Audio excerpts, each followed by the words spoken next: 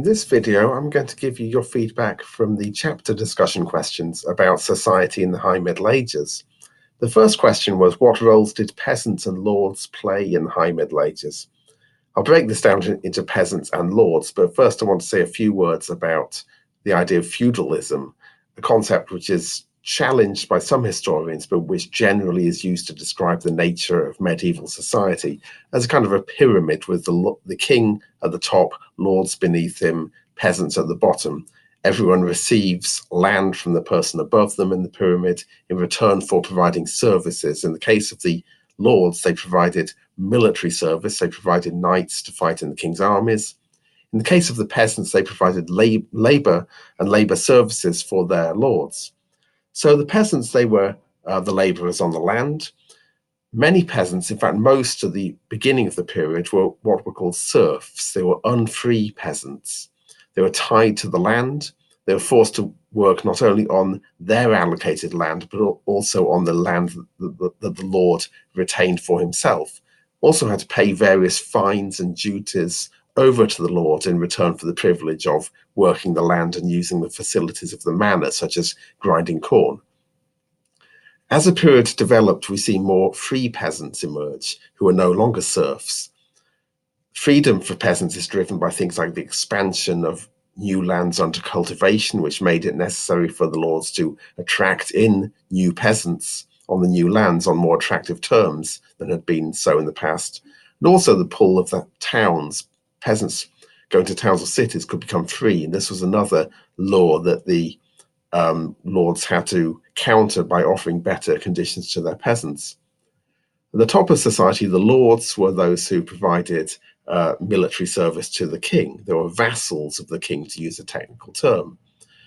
In some kingdoms where there was weak royal authority, notably France early in our period and the Holy Roman Empire, the lords were practically independent. They owed little more than lip service to the king or the emperor. And they had not only land ownership and a military role, they had legal authority over their lands. The second question was, what developments led to the revival of trade in the High Middle Ages? The simple short answer is better agricultural product led to more of a surplus, which led to a surplus that could be traded. People were no longer just producing enough food to sustain themselves. There was little left over that could be put into trade.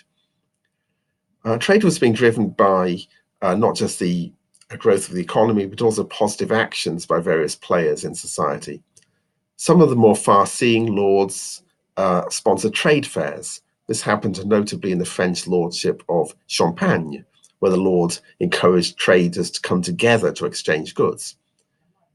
Also, the new towns which were growing up on the back of the growth of trade were becoming more and more independent of the kings and the lords, so they could carry out policies that favored their own life as merchants.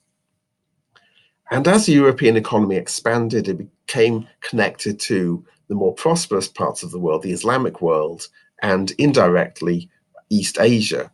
Europe was able to tap into the pre-existing trade routes in Asia and the Muslim world, for example, the Silk Road to China, or the network of trade routes within the Muslim world that linked the Mediterranean to West Africa and to the Indian Ocean. The last question was, what were the major intellectual and cultural achievements of this period? In terms of intellectual achievements, this was the age when universities first emerged in Western Europe. They grew out of the old cathedral schools. The church encouraged literacy. They wanted people to be able to read the Bible and have at least a smattering of Latin to be priests. But the schools soon attracted non-clergy as well. The lords, the merchants, etc., sent their children to the schools to get an education. And these began to come together into universities. The first of these in the Christian world was in Paris, in France, which developed in the late 12th century. The university studied what were called the 7 liberal arts, the 7 disciplines which an educated man was expected to learn. But they soon moved on to higher issues, developing the study of philosophy. The works of Aristotle, the ancient Greek philosopher, were coming back into Europe via the Islamic world. And a lot of the intellectual activity around the universities was trying to reconcile the philosophy of Aristotle with the teachings of the church. Notable Catholic philosophers such as Thomas Aquinas in the 13th century used Aristotle's logic and applied it to the faith, arguing that the Christian faith could be understood in rational terms. It wasn't merely something that you had to, quotes, take on faith. You could actually work through it logically and prove, for example, the existence of God. In terms of culture, there was the growth of cathedrals.